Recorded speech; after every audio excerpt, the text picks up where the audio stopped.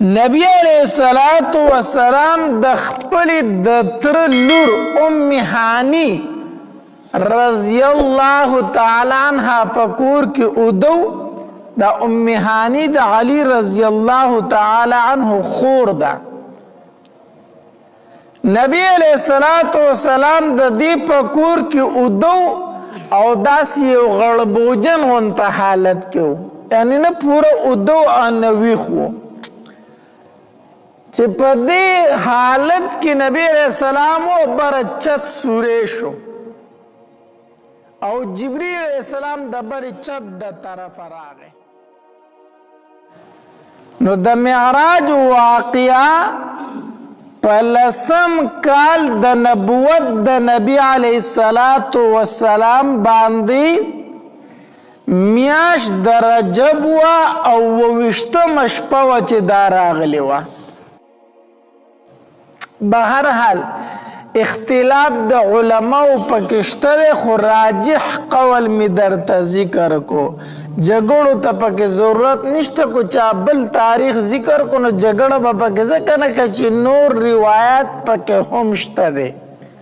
خو راجح قول دا ده چې لسم کال د نبوت د نبی علیہ الصلوۃ والسلام او د رجب میاشوا او 28 شپه وه چې په دې کې د معراج واقعه راغلی ده. راجح قول دا دی. نبی علیہ الصلوۃ والسلام د خپل د تر لور ام هانی رضی الله تعالی عنها فکور کې ودو د ام هانی د علی رضی الله تعالی عنه خور ده. نبی علیہ الصلوۃ والسلام د دې په کور کې ودو او داسې یو غړبوجن غونته حالت کې و، یعنی نه پوره ودو ان ویښ و چې په دې حالت کې نبی علیہ السلام و برچت سوری شو او جبریل علیہ السلام د برچت د طرف راغی. چت سوری شو، د چت د طرف جبریل علیہ السلام راکوش. چت سوری شو، نه خاورې راوغورځېدې ښکته، نه لرګي راوغورځېدل ښکته، بس چت داسې سوری شو جبریل علیہ السلام پکې راکوش شو، چت بند شو. اوس دا خبره چې دا جبریل علیہ الصلوۃ والسلام په چت باندې ولې راکوش شو د کوټه کې د برې نه، علماء لیکي دي کې یو اشاره وه. اشاره دا وه چې څنګه زه د برې د طرف رالم ستا سفر هم برې طرف ته دی، او دې طرف ته اشاره وه چې څنګه ما ته الله دا کوټه دا چت کولو کو، دغه شانتې الله به تا ته اوس د اسمانونو دروازې کولاوي. دې طرف ته اشاره وه. نو جبریل علیہ الصلوۃ والسلام د کوټې د طرفه په چت کې راکوش شو نبی علیہ الصلوۃ والسلام خواله، او نبی علیہ الصلوۃ والسلام یې راویښ کو او نبی علیہ السلام خو جبریل علیہ السلام پیژندو، بار بار به خواله راتو. نبی علیہ الصلوۃ والسلام ته وفرمایل دا الله محبوبه زه چې ځو. بیا روتل د کوټې نه په دروازه باندې جبریل علیہ السلام راکوش شو، برې د چت نه خو روتل د کوټې په دروازه. او د معراج د واقع دومره زر شوي ده که نه چې روایاتو کې راځي وی نبی علیہ السلام چې د کمې بسترې نه پاسېدلی واپس چې هغې بسترې له راغې هغه شانتې ګرمه وه، لا یخه شوې نه وه. او د دې دروازې ته دا کم زنځیر نه پروت، دروازه چې د خلک لټکي دا زنځیر وی دا نبی علیہ الصلوۃ والسلام د دروازې د کولاولو سره چې دا زنځیر داسې اوړکېد که نه چې نبی علیہ السلام واپس راغی هغه زنځیر لاړه کېدو. دا دومره زر واقع شوی وه. نو د کوټې په دروازه باندې روتل، جبریل علیہ الصلوۃ والسلام ور سره مرګره دی او رالو بیت الله شریف تا او حتیم ترالو نبی علیہ الصلوۃ والسلام ته ول په دې حتیم کې ته آرام وکړه. دا حتیم نه دی، دا د بیت الله شریف نه غیر چاپیره غدا سلنګ غونته کې دیوال چي دی هغه ته حتیم ویل شي. اصل کې د ام هانی دا کور چې دا بالکل د بیت الله شریف سره نږدې و، بالکل د باب عبدالعزیز او د باب فهد په دې منځ کې دغلته یو ځای دی، دغلته کې د ام هانی د کور دروازه وه، دغلته کې دروازه وه. د ترکو چې کم زوړ تعمیر و دغلته کې څه نشان و، خو څه نشانات ختم شوي دي. نبی علیہ الصلوۃ والسلام حتیم تراوسو ته دلته لږ آرام وکړه. نبی علیہ السلام آرام وکړو دسی، بیا جبرئیل علیہ السلام راغې پایسو. په دغه ټیم کې سره میکائیل علیہ السلام بیا هم وو، د الله پاک پیغمبر پاسه فایسو د اولاد بوسته. نبی علیہ السلام صفا مروه ته زمزم ته بوستل ته نبی علیہ السلام چالته بوستو. جبرئیل علیہ السلام او میکائیل علیہ السلام د اسمان د ځان سره د پریشن هغه کړي هغه آلات راوړي وو، کوم شیزونو چې اپریشن کیږي کنه دا ټول آلات را ځان سره راوړي وو. نبی علیہ السلام د زمزم د کوی خواله بوستو او نبی علیہ السلام سملو او دا سینه ولا کولا وکړه، سینه ولا کولا وکړه، سینه ولا اشل ولا. ما درته ویلو کنه د نبی علیہ الصلوۃ والسلام سینه چې د سلور زره شلیدلې ده، شق صدر د نبی علیہ السلام سلور زله شوی دی. یو ځل خو چې نبی علیہ الصلوۃ والسلام د بیبي حلیمې سره وکنه هغه بیزی چې سره ولې ورونه چې رالو وی زمونږ د هغه قریشي رور چې حلال کوي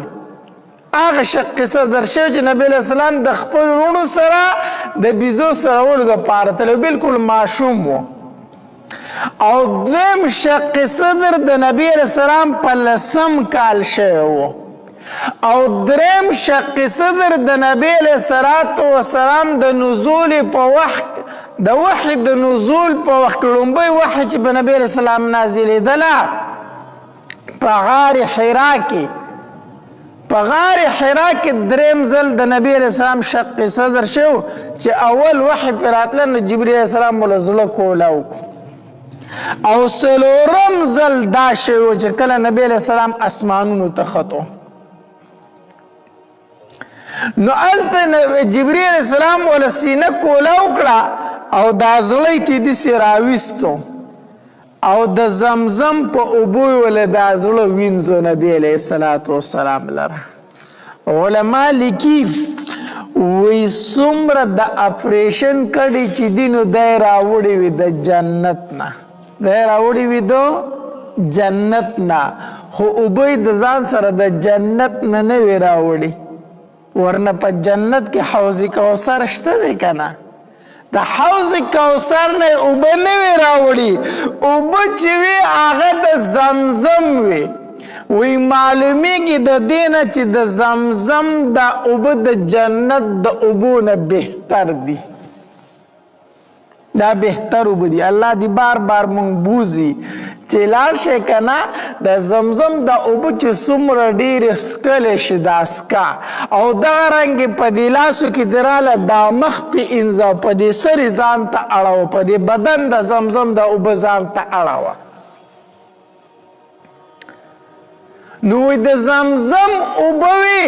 او د اپریشن کډی چې وي د جنت نه راوړي، نو د نبی علیہ السلام دا زړه راويستو او د زمزم په اوبو وینځو او بیا د علم او د حکمت دو کاسې وي د جنت نه راوړي وي، هغه د نبی علیہ السلام په دې زړه کې واړولې. د علم او د حکمت دو کاسې راوړي وي د نبی علیہ السلام په دې زړه کې واړولې. نبی علیہ السلام فرمایي وی زه د خولې پورې د علم او د حکمت نه وی ډک کړم، وجه داو چې اوس بر اسمانونو ته خیږي کنه نو دا خو ډیر ګران کار دی د الله سره پکې ملاقات دی جنت لیدل دی جهنم لیدل دی عجیب عجیب حالات مخې له راځي د نبی علیہ السلام زړی دی ته جوړو چې دی دا هر څه لیدل برداشت دا برداشت کی نو زړی ولا د زمزم په اوبو باندې وینځو بیا جبرئیل علیہ السلام ځان سره د جنت نه یو سورلی راوستي هغې ته بوراق ویلی کېږي بوراق دا بوراق د برق نه دی نو برق معنی پړک یعنی دی به دومره تیز ته لکه د بجلۍ پړک چې وي وی ده به یو قدم دومره لرې کې خو ده څومره چې نظر لګي دومره به د ده یو قدم و چې څومره د نظر انتها ده او یا بوراک د برق نه د برېښنا ته ویلی شي وی شپه وه ده به یو برېښنا کوله رڼا به یې کوله دا د جنت نه یو سورلي جبرئیل علیہ السلام د ځان سره راوستې وه وزن یې غټوالی څومره و نو روایتو کې راځي وی د اس نه وړوکې او د خر نه غټ دومره مقدار سره دا ځناورو د اس نه وړوکې او د خر نه غټ دومره مقدار سره دا ځناورو نبی علیہ السلام ته ویل وی دا مې د جنت نه سورلي راوستي دې ته سورېږه دې ته سور شه روایتو کې راځي وی چې کله جبرئیل علیہ السلام نبی علیہ السلام ته وفرمایل کنه وی دې سورلی ته سور شه وی نبی علیہ السلام داسې په سوچ کې تلی و او سورلی ته خپه نه کړه جبرئیل علیہ السلام ورته بیا وی چې د الله محبوب سورلی ته خیجه نبی علیہ السلام بیا نه خطو په دریم ځل ورته جبرئیل علیہ السلام وی چې د الله محبوبه بوراق ته خیجه څه سوچ کوي نبی علیہ السلام داسې جبرئیل علیہ السلام ته مخ راواړو کنه چې جبرئیله زه خو به بوراق ته وخیجم او یقینا دا بوراق ډیر تیز رفتاره دی او دی به ما جنتونو ته ورسوي او ما به اسمانونو ته ورسوي جبرئیل خو وروسته زما امت زه خو به بوراق ته وخیجم ما به دی جنت ته ورسوي ما به اسمانونو ته ورسوي خو زه بوراق ته ځکه نه خپه کوم چې زما امت پسې کېږي نبی علیہ السلام په خپل امت باندې دومره زیات غمجن و په هر ټایم کې د هغه په ژبه باندې دا الفاظو امتی امتی امتی نن سبا چې امت ته ووایي چې د نبی علیہ السلام په شانتې شکل و صورت خپل که نه امتی دې ته نه دی تیار وایي ما ته د انګریز شکل و صورت خوند راکړي نن چې امتی ته ووایي کنه دا جامې دي د نبی علیہ السلام د جامو په شانتې په سنت طریقې جوړ که د نیکانو خلکو جامې جوړې که دی وی ما ته د پلانکي ایکټر جامې خوند راکړي ما ته پلانکی ډرامه کې هغه پلانکی جامې خوند راکوي ما ته هغه فلمي ایکټرې جامې خوند راکوي دی په بازار کې ګرځي خپلو بچو له هغه کپړې ګوري چې کومې کپړې په فلمونو کې خلکو اغوستي د امتی دا حالت دی دی دومره نشي کولی چې خپل شکل و صورت د نبی علیہ السلام د شکل په شان جوړ کړي دی دومره نشي کولی چې خپلو بچو له د مسلمانانو کپړې راوړي په ځای د دې چې دی له د انګریزانو کپړې راوړي نبی علیہ السلام وایي زه جبرئیله څنګه بوراق ته خپه کړمه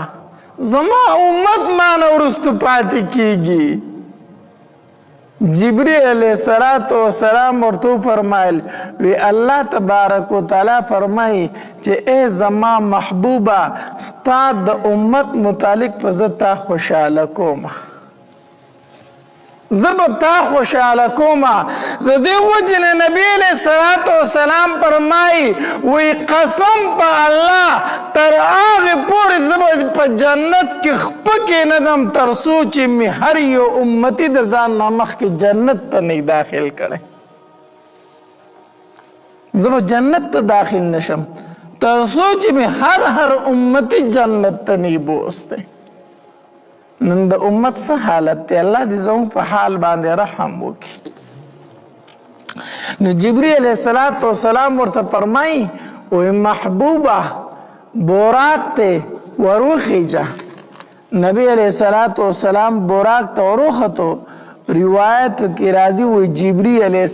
السلام ورسره شاته کېناستو او میکائیل علیه السلام د براق هغه واګې ونیولې یوازې جبرئیل علیه السلام او میکائیل علیه السلام سره نو دا خو سره دوه غټې فرشتې وي 50,000 فرشتې د نبی علیه السلام د پروتوکول دپاره راغلې وي 50,000 فرشتې د نبی علیه السلام سره روانې وي نبی علیه السلام روان دی چې څه موده لاړه که نه داسې لږ مزل یې وکړو نو جبرئیل علیه السلام براق ودرو او نبی علیه السلام ته وویل راکوشه نبی علیه السلام فرمایل وي زه کوز شوم خو په هغې ځمکه کې کجورې ډېرې زیاتې وي کجورې پکې ډېرې ولاړې وي جبرئیل علیه السلام راته وفرمایل چې 2 رکعته نفل وکړه نبی علیه السلام وفرمایل ما 2 رکعته نفل وکړو بیا مې د جبرئیل علیه السلام نه تپوس وکړو جبرئیل دا کم ځای دی ما ته وایي چې دا یثرب دی یثرب اوس چې ورته مدینه ویلی شي دا یثرب دی دا مدینه ده دې ته به ته هجرت کوې راځې به ورته ما وی چې ښه بیا براق ته سوار شو چې لږ مزل خو وکړو که نه وی نبي علیه السلام بیا راته وویل چې راکوز شه وی زه کوز شوم 2 رکعته مونځ مې وکړو وی بیا راته جبرئیل علیه السلام مې تپوس وکړو چې دا کوم ځای دی وی ما ته وی چې دا کوهي تور دی کوم ځای کې چې موسی علیه السلام د الله تبارک وتعالی سره خبرې کړې وي دا توری سینا دی ما وی چې ټیک ده بیا سوار شو بیا چې لږ مزل وکړو جبرئیل علیه السلام راته بیا وفرمایل چې راکوز شه کوز شوم ما ته وی چې 2 رکعته مونځ وکړه ما 2 رکعته مونځ وکړو ما بیا د جبرئیل علیه السلام ته تپوس وکړو چې جبرئیل دا کوم ځای دی ما ته وی چې دا مدین دی د شعیب علیه السلام مسکن دی د هغه د اوسېدو ځای دی ما چې ټیک ده بیا خو لږ مزل وکړو نبی علیه السلام فرمایي جبرئیل علیه السلام راته وایي چې راکوز شه بیا یې کوز کړم ما ته وایي چې 2 رکعته مونځ وکړه ما 2 رکعته مونځ وکړو ما ورته وایي چې دا کوم ځای دی ما ته وایي چې دا بیت اللحم دی کوم ځای کې چې عیسی علیه السلام پیدا شو د مریم بیبي نه بغیر د پلاره دا بیت اللحم دی دا د عیسی علیه السلام د پیدایش ځای دی وی هلته مې 2 رکعته مونځ وکړو بهرحال په لاره باندې تلو ډېر عجیبه حالات راتلو نبی علیه السلام فرمایي جبرئیل علیه السلام را سره ملګری دی چې داسې تلو نو په لاره باندې یو بوډۍ ښځه وه وی هغې ما طرف ته اشاره وکړه چې دې خوا راشه وی جبرئیل علیه السلام راته وفرمایل چې دې ته مه ګوره مخکې ځه مونږ روانو چې لږ مخکې لاړو یو بوډا سړی و هغه راته وی چې دې خوا راشه اشاره راته وکړه ما ته جبرئیل علیه السلام وفرمایل چې ده ته مه ګوره ده ته التفات مه کوه ده طرف ته مه ګوره مخکې ځه چې لږ مخکې لاړم داسې یو څو کسان ولاړ دي وی هغوی راته دا الفاظ وویل چې السلام علیک یا اولو، السلام علیک یا آخرو، السلام علیک یا حاشرو. سلام دی پتا باندې اے اولا، اے آخرہ، اے را جمع کون کیا. نبی علیہ السلام فرمایي دا الفاظ باندې په ما باندې سلام واچو. وی ما ته جبرئیل علیہ السلام فرمایل چې دوی له جواب ورک. وی ما ورله جواب ورکو. وی بیا راته جبرئیل علیہ السلام فرمایل چې دا بوډۍ ښځه دې وپېژندله. ما ورته وی چې نه جبرئیل دا خو مې ونه پېژنده. ما ته وی چې دا دنیا وه، دا بوډۍ ښځه چې وه دا دنیا وه، دنیا و دنیا. او د دې دنیا دومره لږ وخت پاتې دی څومره وخت چې د دې بوډۍ ښځې پاتې دی. ځکه تا آخري پیغمبري، ستا نه وروستو بل پیغمبر راتلونکی نشته. دا دنیا به ورانېږي، د دنیا اوس ډېر لږ ټایم پاتې دی لکه د دې بوډۍ ښځې چې څومره عمر پاتې دی. ما ورته وایي چې جبرئیل دا بوډا څوک و، دا بوډا سړی څوک و؟ ما ته وایي چې دا بوډا سړی چې دی دا شیطان و، دا شیطان و، ته ځان طرف ته رابللی. دې دوو څیزونو طرف ته به بالکل توجه نه کوي، نه به دنیا طرف ته توجه کوي نه به شیطان طرف ته توجه کوي. ما ورته وی چې دا کم درې کسان چې په ما باندې چې دا سلام واچو دا څوک و؟ دا جماعت چې په ما باندې سلام واچو دا څوک و؟ وی ما ته وویل چې دا حضرت ابراهیم علیه السلام، حضرت موسی علیه السلام او حضرت عیسی علیه السلام دا ستا وروڼه وو، د هغې و په تا باندې سلام واچو. حدیث مبارک کے راضی نبی علیہ السلام فرمائی و یو سیڑی راوڑلی شو او اسمان تا اولگولی شو. یو سیڑی راوڑلی شو او اسمان تا اولگولی شو او دا سیڑی چوا وی دا د زمرودو او د زبرجدو نه جوړه وه. اوس کم بوراک چې دی هغه په هغې ګټه پورې تړلی شوی دی. یو سیړی راوړلی شو داسې اسمان ته ولګولی شو، دا د زمرودو او د زبرجدو جوړه ده. جبرئیل علیه السلام ورسره ملګری دی. وایي د الله پاکه پیغمبره زه چې ځو اسمانونو ته، په لکاو په کروړاو په زرګاو فرشتي ورسره هم روان دي، یوازې نبي علیه السلام او جبرئیل علیه السلام نه دی. دا به موږ دا ووایو چې دا یو لیفټ و، دا سیړی د دې زمانې به موږ څه وایو دا یو لیفټ دی. نو د زمرجد څه شی دی زبرجد او د زمرودو سیړی و، نبي علیه السلام پې اسمان ته روان شو. حدیث مبارک کې راځي وایي کله چې نبي علیه السلام فرمایي وایي موږ اول اسمان ته ورسېدو که نه، نو جبرئیل علیه السلام د اسمان هغې دروازې ته کړس ورکړو. چې کړس ورکړو وی د برې نه ورته اواز وشو چې څوک یې؟ وی جبرئیل یمه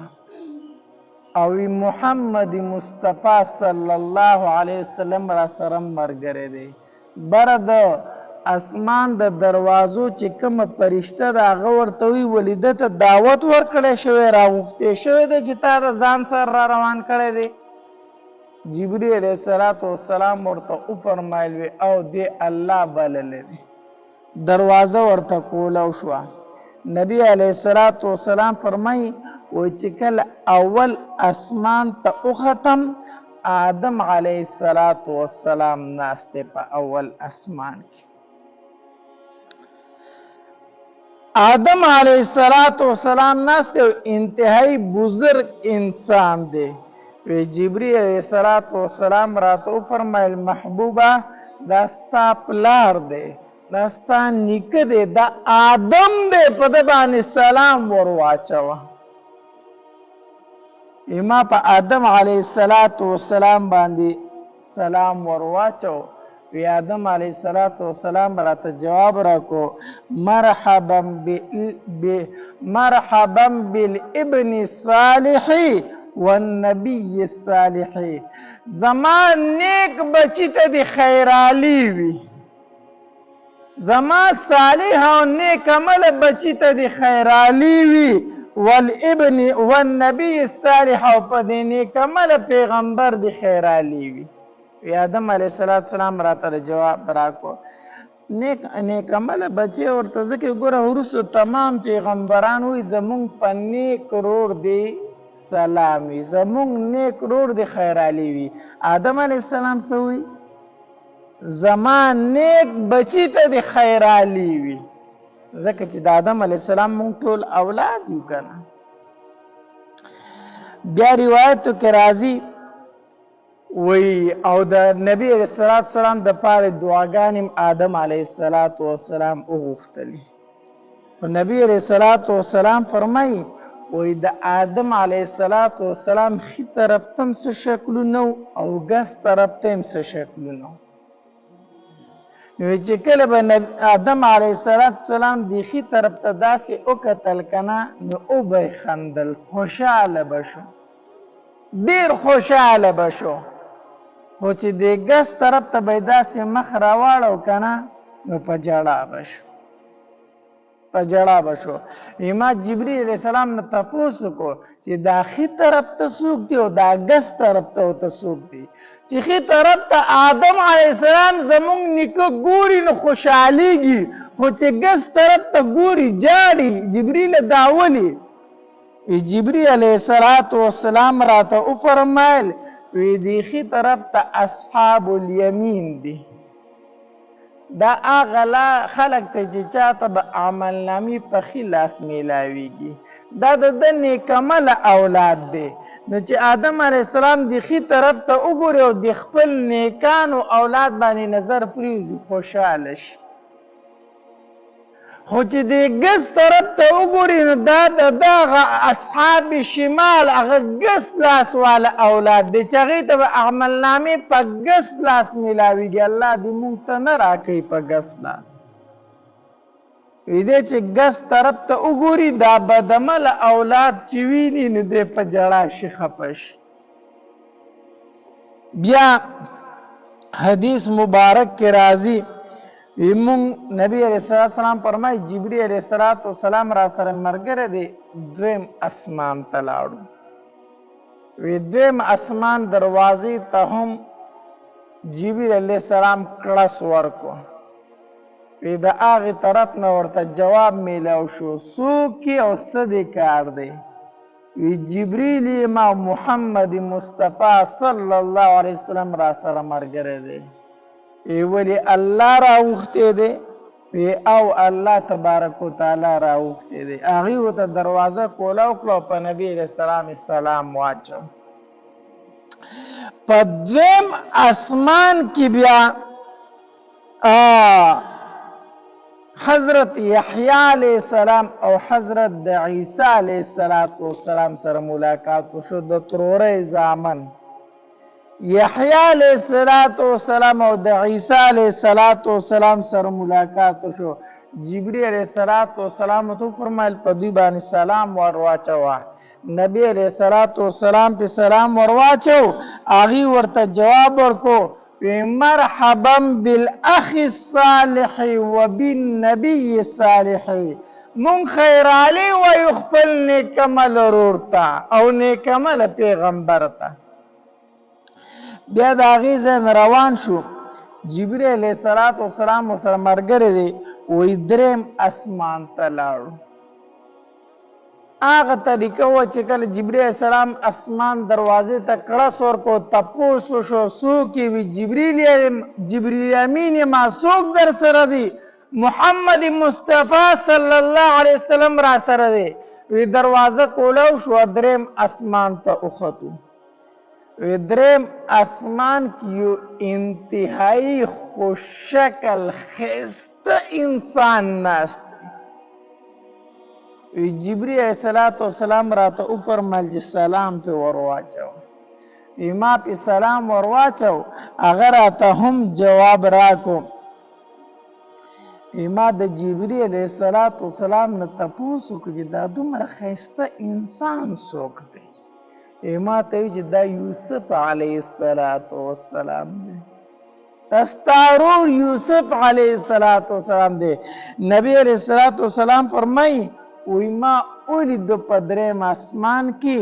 وی الله تبارک وتعالی د دنیا نیم حسن یوسف علیه السلام ته ورکړی دی د دنیا کې چې دا څومره حسن په انسانانو کې موجود دی کنه دا غنیم حسن دی او د دې غنیم حسن الله تبارک وتعالی چاته ورکړی دی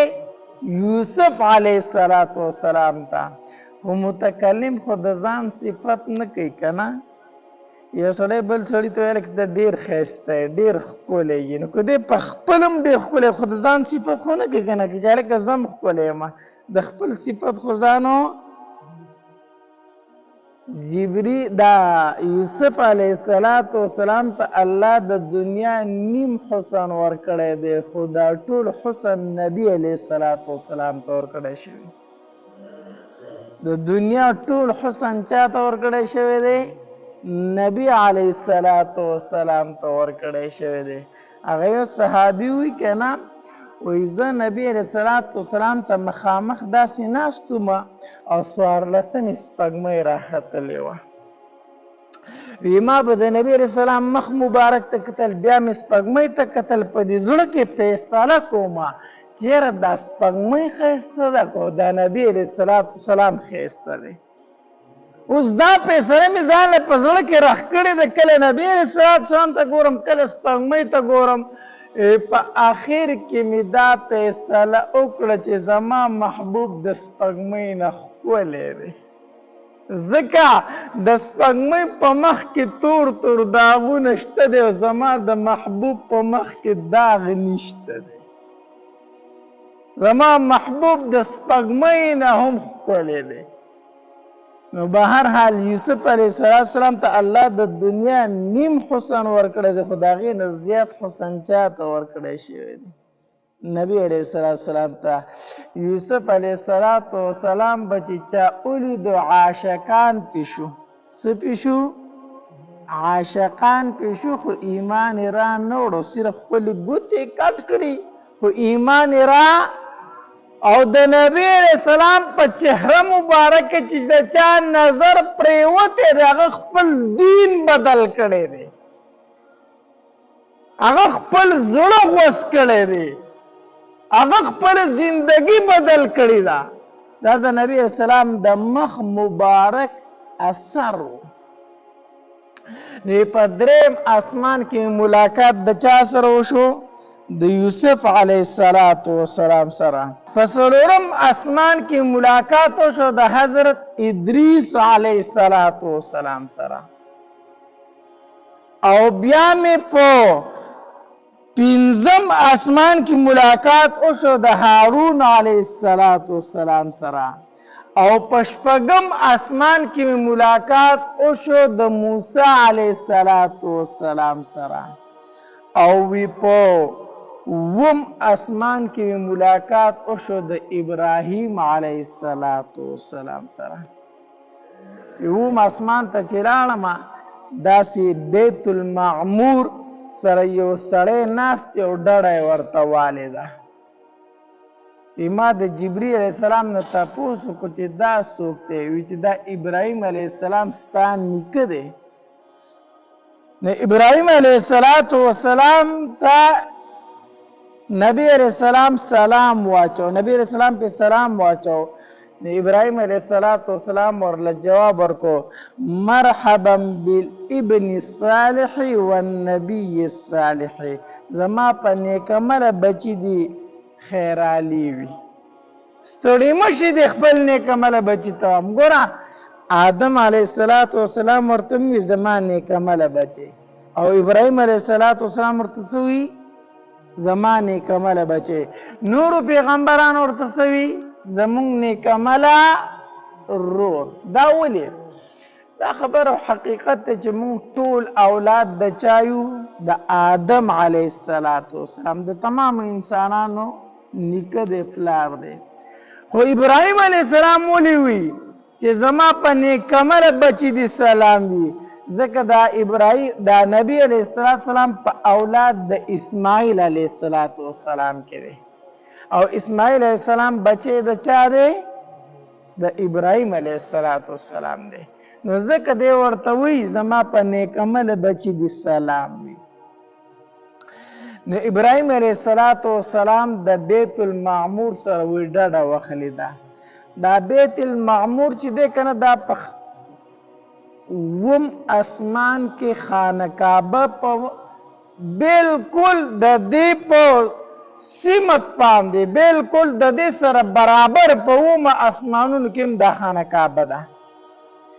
پزمکه چې کوم خانه کعبه ده کنه دا په وم اسمان کې د هغې ته بیت المعمور ویلی شي او بالکل د دې د پاسه ده وی کو چرته د هغې نه یو شی راتاو کړی شي که نه نو د خانه کعبې بالکل د چت د پاسه به لګي دکه شان دا بالکل په اوم اسمان کې ده او هلته کې دومره د فرشتو رشت دی که نه دومره رشت دی وی 80,000 فرشتې روزانه ځي او د هغې نه طواف کوي عبادت کې هلته 80,000 فرشتې روزانه خو وایي چې یو ځل لاړې شي تر قیامته پورې دوباره نمبر نه راځي دا خو موږ بختور یو که نه چې کله مو زړه خو غواړي خانه کعبې له لاړ شو څه ترې وکړو طوافونه ترې وکړو فرشتې چې په ژوند کې یو ځل د بیت المعمور نه طواف وکړي تر قیامته پورې دوباره نمبر نه راځي ابراهیم علیه السلام د هغې سره ډډه لګولې وه او د جنت خاوره چې ده که نه دا مشک دی مشک د جنت خاوره مشک دی او آبادي د ملغلرو نه جوړه ده د ملغلرو نه دې نه آبادي جوړه ده نو نبی علیه السلام فرمایي په جنت کې مې یو بنګله ولیده او د هغې مخې ته یو جینۍ ناسته ده او په نیر کې اودس کوي او په دې مخ چې لپه ور واچوي نو دې مخ نه دا اوبه داسې ساسې لکه ملغلرې چې ښکته ورتاویږي ما د جبریل نه تپوس کو جبریل دا څوک ده او دا بنګله د چا ده جبریل علیه السلام راته فرمایل د الله پاک پیغمبر دا ستا هغه ملګری نه دی حضرت عمر رضی الله تعالی عنہ دا د هغه بنګله ده دا د هغه کور دی نبی علیه السلام فرمایي وی زړه د مې راله چې ور داخل شم ورته زړه مې راله چې دې کور ته ور داخلېږمه خو بیا مې په زړه کې راله چې عمر رضی الله تعالی عنہ ډېر غیرتي دی په پرده باندې ډېر زیات خفه کېږي په پرده ډېر زیات خفه کېږي ډېر زیات غیرتي دی نو زړه مې راله چې دننه کېږم خو ما وی که عمر خفه شي بیا به خفه شي چې د الله پاک پیغمبر زما د اجازت نه بغیر زما کور ته تلي نو بیا ورنلم دغې بنګلې ته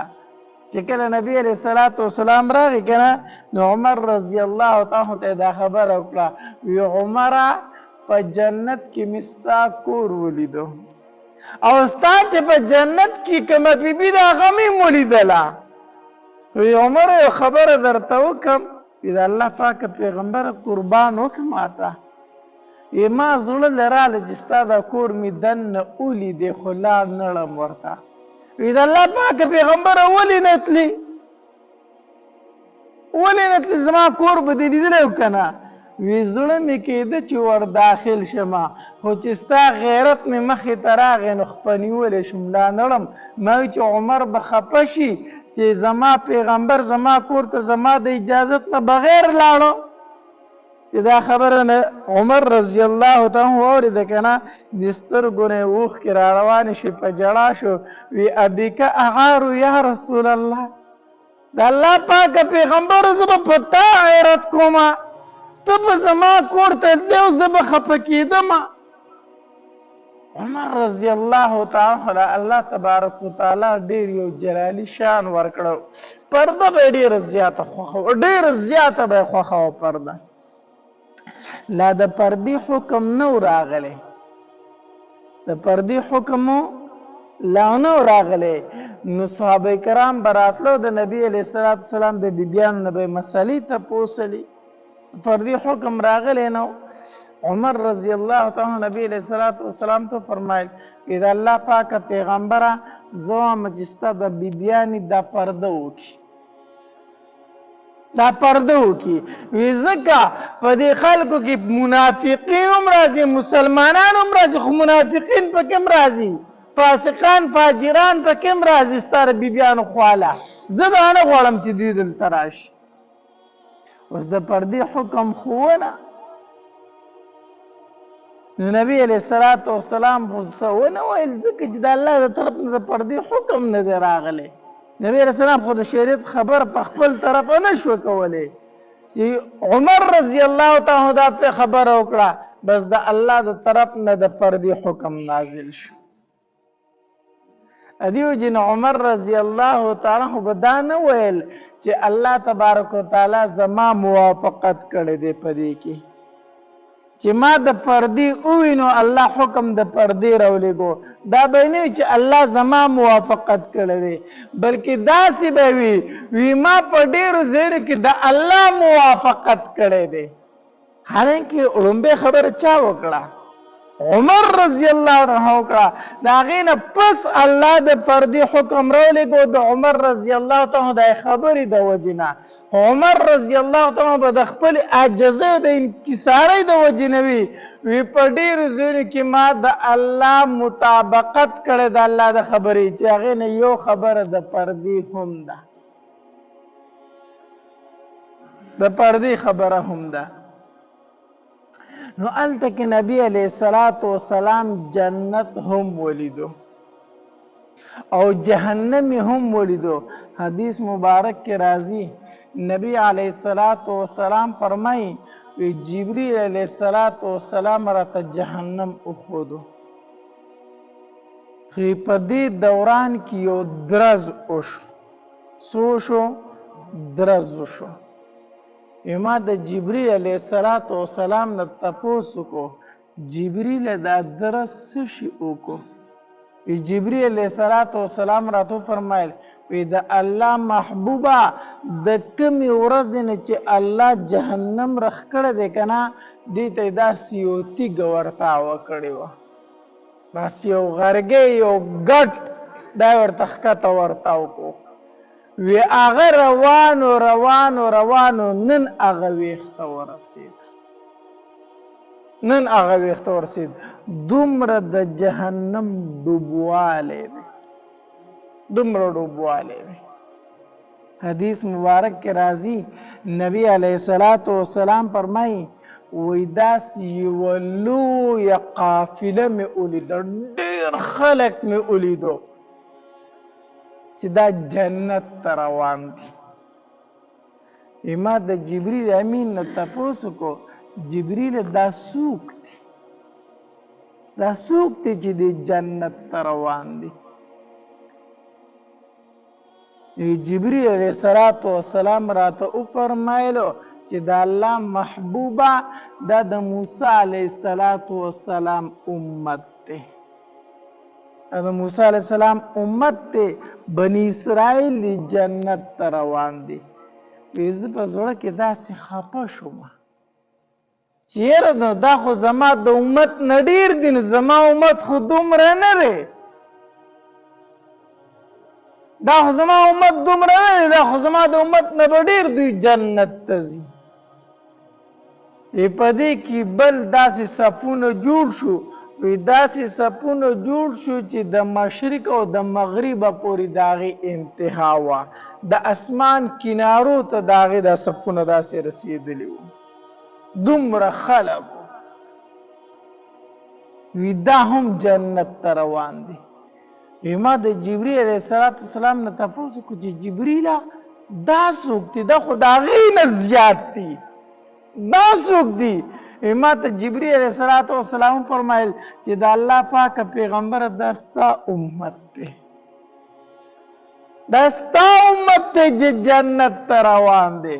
حدیث مبارک کې راځي وی په میدان محشر کې به شپږ شلي صفونه وي. څو صفونه وي؟ شپږ شلي صفونه وي. دا صفونه نه، دا صفونه هغه چې کوم صفونه الله تبارک وتعالی جوړ کړي هغه صفونه وي. نو په میدان محشر کې به شپږ شلي صفونه وي. په دې کې به اتیا صفه چې دي دا د نبی علیہ السلام د امت یو، دا به جنت ته رواني. باقي دا څلوېښت صفه چې دي که نه دا به د نور امتونو جنت ته رواني. نو په میدان محشر کې به شپږ شلي صفونه د جنتیانو، په دې کې اتیا صفه د امت محمدیه صلی الله علیه وسلم دی. باقی څلوېښت صفه به د نورو پیغمبرانو د امت نه وي. خو دومره الله تبارک وتعالی په موږ باندې رحم کړی دی، په دې امت باندې الله دومره رحم کړی دی. نبی علیه السلام ته الله تبارک وتعالی فرمایل وی د الله محبوبه ستا د امت نه به زه 80,000 کسان بی حساب بی کتاب جنت ته داسې لیږم. بی حساب بی کتاب جنت ته د دې سره به د سره حساب کېږي نه. الله دې موږ په دغې کې راولي. 80,000 کسان، یوازې 80,000 کسان نه، بیا حدیث مبارک کې راځي په دې 80,000 کې کسانو کې بیا هر یو تن سره 80,000 کسان ځان سره نور جنت ته بیایي. الله تبارک وتعالی به 80,000 کسان جنت ته بی حساب بی کتاب جنت ته داخلي. بیا په دې 80,000 کې هر یو تن به ځان سره څو کسان جنت ته بیایي؟ 80,000 نور بی حساب بی کتاب به ځان سره جنت ته بیایي. دا د الله تبارک وتعالی خصوصي رحم او فضل دی که نه دی؟ دا خصوصي رحم او فضل دی د الله تبارک وتعالی په دې امت باندې. بهرحال نبی علیہ السلام فرمایي وي د سدرة المنتهى د دغې بیرې سره مې جنت هم ولیدو، جهنم مې هم ولیدو. نو حدیث مبارک کې راځي نبی علیہ السلام فرمایي وی د دغې بیرې نه چې په بره زه تلم بیا د زمرودو یو رفرف راغی، زمرودو نه جوړ یو رفرف راغی او زه هغې باندې کېناستم. چې کېناستم په هغې نه په بره لاړم. چې په بره تلم جبرئیل علیه السلام رانه ورستی شو. چې دی ورستی شو ما ورته وی چې جبرئیله زه چې ځو که نه؟ جبرئیل علیه السلام راته وفرمیل چې بره زما نور د تلو مقام نشته. پیغمبره ته دې نه بره د تلو ستا شان دی، زما دومره شان نشته چې د دې نه به بره لاړ شم. ما ورته وی چې جبرئیله ډېره مرګتیا دې را سره وکړه، نو دلته مې په نیمګړي کې پرېږدي، دلته مې پرېږدي، یوازې پرېږدي. جبرئیل راته وویل چې د دې نه په بره ځم نو د الله نورانیت او تجلیات مې وزرې سیزي، سوځم لمبه کېږم، په بره نشم تلی. ما ته د دې ځای نه په بره د تلو نور اجازت نشته دی، د دې نه په بره نشم تلی. بیا نو په دغې رفرف کې نبی علیه السلام بره لاړ. نبی علیه السلام فرمایي یو ځای ته ورسېدم چې هلته د قلمونو اواز راتو. د قلم باندې سړی دا لیکل نه کوي په کاغذونو باندې، داسې اواز راتو چې لیکل کېږي په مخه. ما ته وویلی شو چې دا صریف الاقلام دی، په کوم ځای کې چې تقدیر لیکلی کېږي. داسې ووایه دا یو دفتر دی بغیر د تشبیه نه، دا د الله تبارک وتعالی یو دفتر دی پرشتي پکې لګیا دي د الله د طرف نه چې هر انسان د پاره څومره روزي، څومره رزق، څومره اوبه، څومره عمر، څومره خوشحالۍ، څومره غمونه چې دا څه کېږي په کال کې لیکل کېږي دغلته ځمکې ته راښکته کېږي. بیا صریف الاقلام کې دغلته د هر څه ولیکلی شي. بیا سدرة المنتهى دغې ونې ته راوړلی شي د بیرې دې اونې ته، دغې ځای نه یې فرشتي روچت کړي او د ښکته ځمکې ته راوړي، ځمکې ته بیا راوړي. وایي دغلته تقدیر لیکلی شو. وایي د دغې نه په بره باندې بیا د نور پردې وي، د نور پردې وي. بره نبی علیه الصلاة والسلام لاړ د الله تبارک وتعالی ملاقات له، ثم دنا فتدله، د الله تبارک وتعالی ملاقات له ورغی او د الله تبارک وتعالی سره براه راست خبرې وکړې. بعض علما وایي چې نبی علیه الصلاة والسلام د الله تبارک وتعالی سره براه راست خبرې نه دي کړي، خو د محققینو د جمهور مذهب دا دی چې نبی علیه الصلاة والسلام الله لیدلی دی او مخامخ ورسره خبرې کړي دي. چې څنګه بره لاړ الله تبارک وتعالی ورته وفرمایل وی محبوبه څوک چې د چا خواله ځینې یو ډالۍ او یو تحفه وله وړي، ته د دنیا نه رالې بره ماله اسمانونو ته راوختې، ماله دې څه تحفه څه ډالۍ راوړې ده، تا ماله څه راوړي دي؟ نبی علیه الصلاة والسلام ورته سر به سجود شو، سجده یې وکړله او شروع شو وی التحیة لله والصلوات والطیبات. التحیة لله، الله دا ډالۍ مې درله راوړې ده،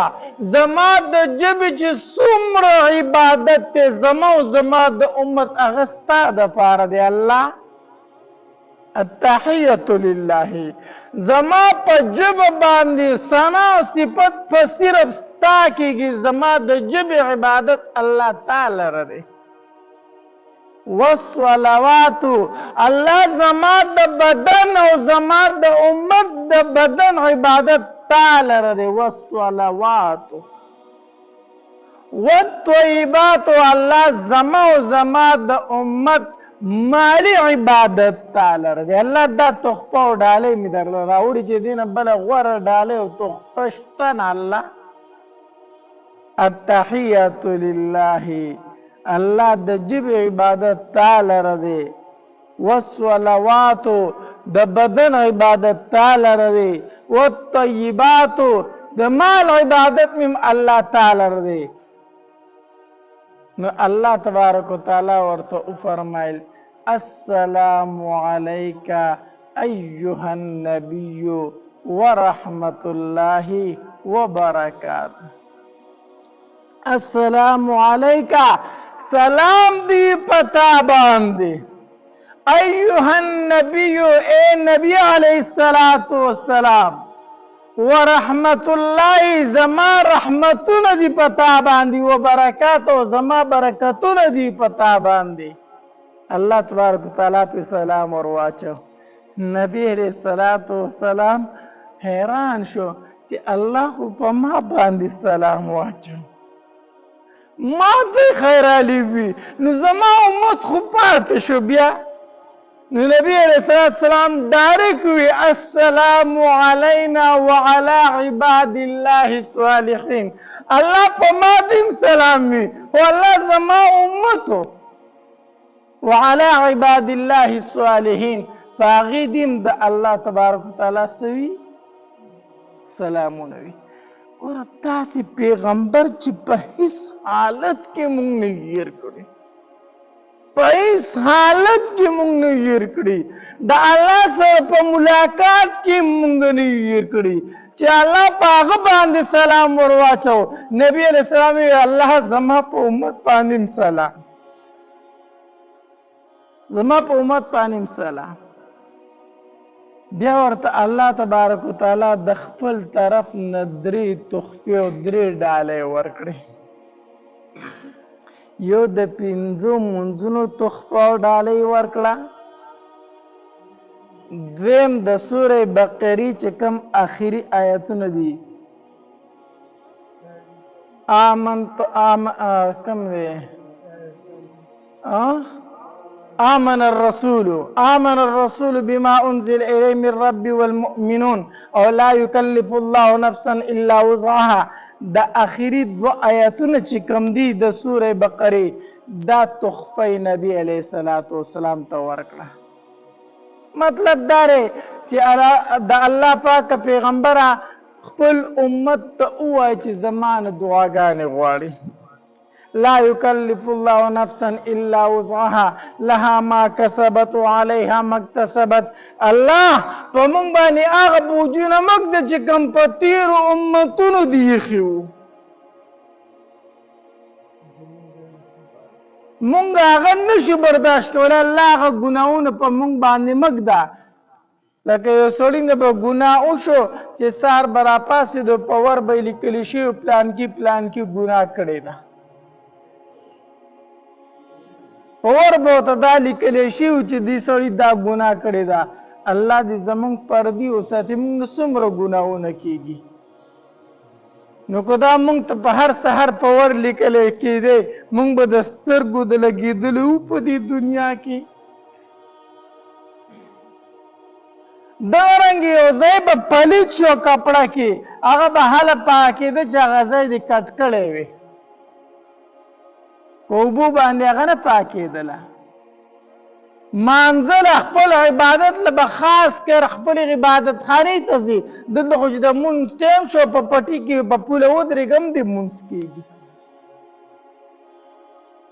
نو ډېر کارونه درانه په هغې امت باندې و الله دې امت ته معاف کړي دي. نو دا دعاګانې زمانه غواړئ. نو یو د 5 منځونو تحفه، دویم آمن الرسول بما انزل الیه من رب والمؤمنون، دغه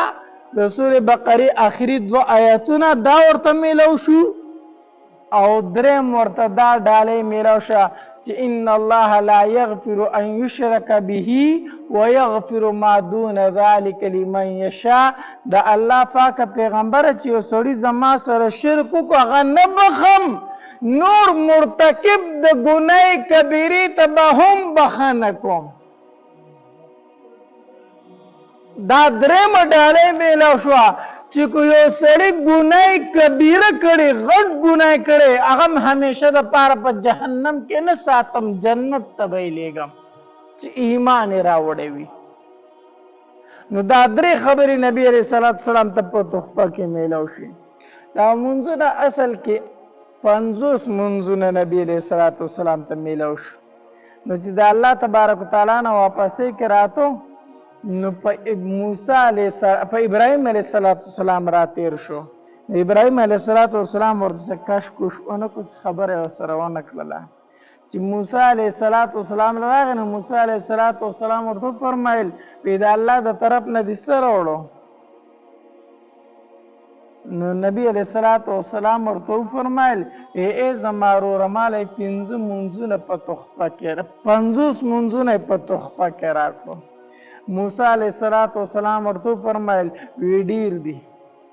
لاړ شه الله تبارک وتعالی ته چې کمې درته کړي، ځکه ما په بني اسرائیلو ډېره ښه تجربه کړې ده، دا بیا نشي کولی.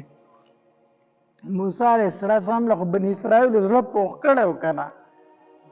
ما ښه تجربه کړې بیا یې نشي کولی. 50 منځونه زیات دي، لاړ شه ووایه الله ته چې درته کم کړي. نبی علیه السلام لاړ، نو 15 ورته الله معاف کړو، زه 15 څلوېښت شو. چې بیا راغی موسی علیه السلام لره، موسی علیه السلام ورته فرمایل نه زیات دي، واپس لاړ شه چې بیا درته کم کړي.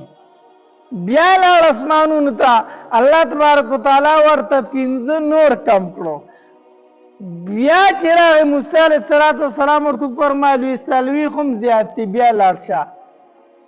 نبی علیہ السلام ببرته الله ورته 15 منځونه کمول چې بیا برته موسی علیہ السلام بیا واپس کو.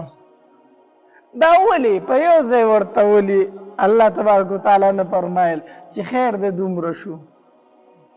دیکھ یو راز هغه راز درته وایم چې کله بیا پنځه مونځونه پاتې شو او راغې موسی علیه السلام لره نو موسی علیه السلام ورته وفرمایل وی دا پنځم زیات دي لاړ شو چې په دې کې درته هم کمې وکړي نبی علیه السلام ورته وفرمایل ای زما وروره نور مال شرم راځي مال حیا راځي چې زه الله ته لاړ شم چې دا پنځم زیات دي دا هم کم کا نور مال حیا راځي زه نه شم چې الله ته نور درخواست نشم کولی چې دا پنځه کم کا دا ورته نشم ویلی او را روان شو د موسی علیه السلام نه چې څنګه را روان شو د برې نه ورته آواز وشو وی ای زما محبوبه منځونه پنځه دي خو ثواب یې د 50 دی منځونه پنځه دي خو ثواب یې د 50 دی زما خبره نه بدلیږي زما خبره نه بدلیږي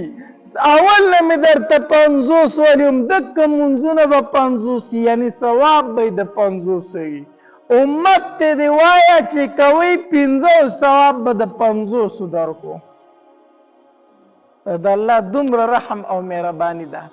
دا بار بار یې ولې غوښته باره الله تبارک وتعالی چې لاړ شي 15 کمئ بیا لاړ شي 15 کمئ بیا لاړ شي 15 کمئ په یو ځای ورته ونه وي چې زه لاړ شي 15 مونځونه دې کوئ دا ولې الله تبارک وتعالی لره د نبی علیه السلام د ملاقات خوند ورکړ چې دی بار بار ما خواله راځي بار بار ورسره زه خبرې کوم نو ځان خواته بار بار رابلو الله نبی علیه السلام هغه 15 مونځونه راواغسته او راغی چې راغی بیا بیت المقدس ته راورسېدو هغه براق په اخ کې ځای باندې تړلی شوی دی هغې ته جبریل علیه السلام وخیجو مکې ته یې واپس راوستو چې کله مکې ته واپس راغی که نه نو روایتو کې راځي نبی علیه السلام فرمایي دا واقع په دومره لږ ټایم کې وه چې بستره مې اخ که شانتې ګرمه وه لکه څنګه چې ته زه پاسېدلی وم او په کومه دروازه چې وتې وم هغه زنځیر مخکې به داسې کړی زنځیرونه دیوار ته پراته وو که نه کړی زنځیر به و وی هغه زنځیر ما کولاو کړی و هغه ورسړ دغه داسې وړه کېدو وی چې واپس رالم هغه زنځیر لاړه کېدو هله هغه ودرېدلی نه و دا به دومره لږ ټایم کې دا شوی و چې سهار شو ام هانی رضی الله تعالی عنها چې کومې تره لور په کور کې چې دی وده هغې ته فرمایي ام هانی پاسه مونځ وکړه هغه پاسې د هغې هم د سهار مونځ وکړو نبي علیه السلام د سهار مونځ وکړو وی ام هانی ته خو اوده وي خو زما پکې بیت المقدس ولیدو بیا لاړم د الله سره مې ملاقات وکړو جنت مې ولیدو جهنم مې ولیدو ام هانی ترېنه تپوس کوي وی په ویښه کو په خوب کې وی نه په ویښه باندې په ویښه تللی ومه هغې ورته وي زما په ایمان دی څنګه چې ته وایي دغه شان ده خو دا خبره بار ونه کړي دا خبره بارو ونه کړي ورنه دا کافر د مخکې نه په تا پورې ډېرې خنداګانې کوي دا در سره مني نه ګورې دوی له به بله خبره په لاس باندې ورشي نبي علیه السلام فرمایل وي ښه الله دومره لوی نعمت په ما وکړه زه به دا پټه ساتمه دا د پټو ساتلو خبره ده نو چې سار شو نبی علیه السلام د کوره رووت چې د کوره څنګه رووت که نه د ټول نه لومبی ورله ابوجهل لعین مخې له ورغې نو ابوجهل چې دی څنګه ولیده که نه نو په خندا شو دا به هغه په نبي علیه السلام پورې همیشه ټوکې کولې همیشه به په نبی علیه السلام پورې ټوکې کولې نو څنګه چې په نبی علیه السلام نظر پرېوته که نه ویې لکه بیا څه نوې کیسه خو به دې نه جوړه کړي بیا څه نوې خبره خو به در سره نه وي خندنې کو نبی علیه السلام ورته وفرمیل او شته دی را سره نوې خبره وی څو وی په بېګانۍ شپه کې بیت المقدس ته تللی ما اسمانونو ته تلم د الله سره می ملاقات کړي جنت مم لیدل او جهنم مم لیدل دي اداره تو وای چې په خوب کې کو په ویخه نبی علیہ الصلوۃ والسلام تو فرمایلی په ویخه می کړی دي دا خبره به د خلکو په مخ کې وکي وس چې کوي ابو جهل دا مطلب چې دا د خلکو د مخ کې د کېدو خبره نه ده د خلکو په مخ کې به دي سي وای نبی علیہ السلام او ابواما ابو جهل چغې کړې راشه هغه لیونی خو نورې خبرې شروع کړې نعوذ بالله خلک راغون کو ګور الله تبارک وتعالى په خپل اسباب برابرې کو دا خبره نبی رسول الله په خپل د کافر په مجلس کې کول نه غو په غوګونو کې ګوتی کې خو دي او خدای نبی رسول الله خبره نه اورید کنه هغه په غوګونو کې څه کې خو دي ګوتی نو دلته د ابو جهل په خپل خلک راټول کو راشه چراغه یو ورته وایا نو نبی علیہ السلام شروع کړه ټول خبره چې وکړه کنه نو کافر چغې شروع کړې سیټیانې شپېلې شروع کړه چغې ویل شروع کو وی د دین پکې پاتې وراشه چې زه تلم اسمانونو ته ختلم حتی در دې پورې چې کم نوي کسانو ایمان راوړی هغه پکې ډېر شی پکې هغه پکې هم د ایمان نه واپس شو چې دا لاس وي په یو شپه کې د اسمانونو ته لاړو ویزا ابو جهل ویزا یو خبر اور سره کو وی تاسو چپ شي یو خبر اور سره کو وی تا بیت المقدس لیدلې دی وی ما پکې مونږ کړه دی مونږ پکې کړه او دوه رکعات مونږ پکې کړه دی وی سیدا وی دارا ته وای چې بیت المقدس کې څو دروازې دي اوس نبی علیہ السلام پریشان نبی علیہ السلام څه شو تاسو روزانه د جمعه ته منځله راځئ که نه راځئ دا وړوکی جماعت دی زه درته هم په دې کې څوک جوړ کوي دي تاسو ډایرکټ ماله جواب راکولی شئ هلکه څو پنکي دي پکې چاته یاد دي ما ته لا پته نشته چې په دې کې څو پنکي دي نو چې په یو شي کې د غرض نه نو څه به کوئ زه د خپل پټکې روزانه هم کوس ته ما ته وایي چې ستا پرې پټکي کې څو واله دي زه به هم چې ما ته څه پته ده چې دې کې څو واله دي په دې کې زما کار نشته دی نو نبی علیہ السلام ته بیت المقدس کې څو دروازې دي اوس نبی علیہ السلام پریشان شو دا را باندې څنګه تاسو دوی ته وسم دا خو بیوقوف دي خبره نه مانی جبرئیل علیہ السلام راغی دا الله پاک پیغمبر وای ورته چې جواب درکوم نبی رسول الله والسلام ورته فرمایلی وی او وامه درته چې بیت المقدس کې څو دروازې دي وی څو دي بس بیت المقدس نبی رسول الله مخې ته داسې شو پردې ختم شو پردې د مخې نه لاړې دک شان مخامخ بیت المقدس جمعات نبی علیہ السلام ته شو نبی علیہ السلام ورته ګوري دروازې شماري وی واو درې داسې اوس د جمعات ماته مخې ته څو کېل کې زه به شمارم کنه نبی اسلام دا شمارل شروع کړو وی دومره دي پکې دومره کېلکۍ دي دومره دروازې دي دومره داسې دي هر څه ورته صحیح ووایي هغوی حیرانه شو بیا پکې کافر تپوس وکړو وی ښځه ته راته ده ووایه چې ته بیت المقدس ته تلې که نه زمونږ دوه قافلې شام ته تللی خو به دې لیدلي که نه چېرته وي نبی علیہ الصلوۃ والسلام ورته وفرمایل وی او لیدلی مې دي وی هغه یوه قافله چې ده که نه هغه په پلان کې ځای کې را روانه ده غنم رنګې اوښتې مخکې را روان دي او په هغه باندې دوه بوجۍ پرتې دي غنم رنګې اوښتې مخکې را روان دي او په هغه باندې دوه بوجۍ پرتې دي او را روان دي خو یوه پلان کې ځای کې د اوښ ورک شوی او په هغې پسې ګرځېدل وی کله به رارسي وی د شروع شپې له به رارسي د شروع شپې له به مکې ته رارسي او هغه غنم رنګې اوښ پتې مخکې را روانې دوه بوجۍ به پې پرتې وي وی زمونږ بله قافله وی هغه بله قافله و چې وه هغه به پلانکي ځای کې را روانه ده خو یو خبره درته بله وکړم هغې ورته ویل څه وی خبره دا ده که نه چې د هغې په خوا باندې زما بوراک تېرېدو نو په هغې کې یو اوښ د دې بوراک نه وترېدو نو چې وترېدو نو هغې اوښ ډېر ناڅاپي ټوپ کړو د هغې ټوپ سره راتاو شو د هغې اوښ خپه ماته شوه وی ښه وی وی د هغې پلانکې پکې جوه کې اوبه پرتې وې د هغې نه مې اوبه هم څکلي دي دی ورته وی صحیح ده اوس دې انتظار کوي چې دا دې دروغ وایي که صحیح وایي دا خو یې ډېره ځان نه لګیا دی که نه نبی علیه صلات وسلام فرمایي د شورو شپې له به قافله را رسي اوس د شورو شپه راله را نږدې کېدونکې ده او قافله نه ښکاري نبی علیه السلام پریشانه شو سخت خفه شو چې ما خو ورې شورو شپې له به قافله را رسي شپه خو راله او قافله ښکاري چېرته نه الله تبارک وتعالی نور ودرو نور په خپل ځای څه کو خو د ټول قدرت د الله دی که نه نور په خپل ځای ودرو شپه یې لږه نه راوستله په دې کې خلک څه ګوري چې غنم رنګې اوښ را روان دی د قافلې نه مخکې او 2 بوجۍ پې پرتې دي د پاسه او قافله مکې ته رادننه شوه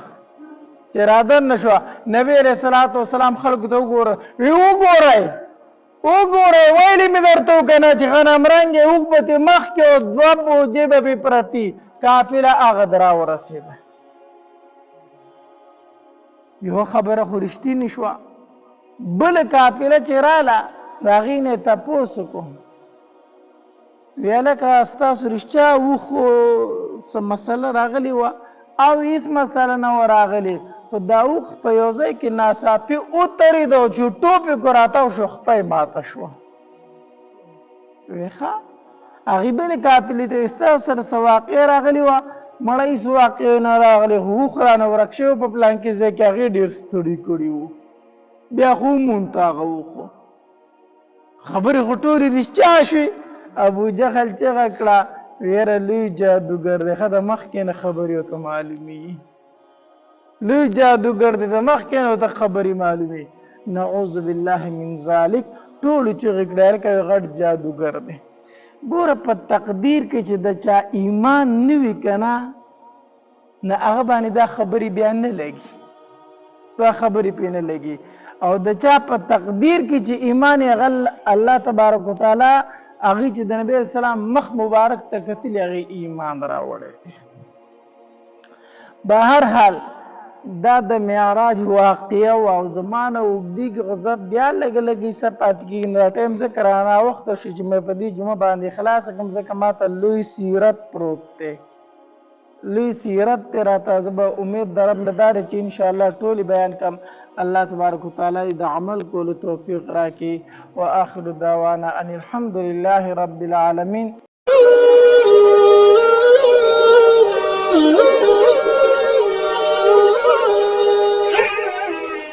دا چې خرڅه بیانات اوریدلو لپاره زموږ یوټیوب چینل واجد اسلامیک سټوډیو سبسکرایب کړئ په دې به تاسو ته انشاءالله العزیز ښایسته واقعګانې او بیانات میلاویږي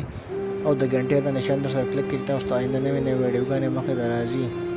او د خپلو ملګرو سره لازم د ثواب په نیت باندې شریکه کړئ او په کمنټ کې ماشاءالله سبحان الله لازم ولیکئ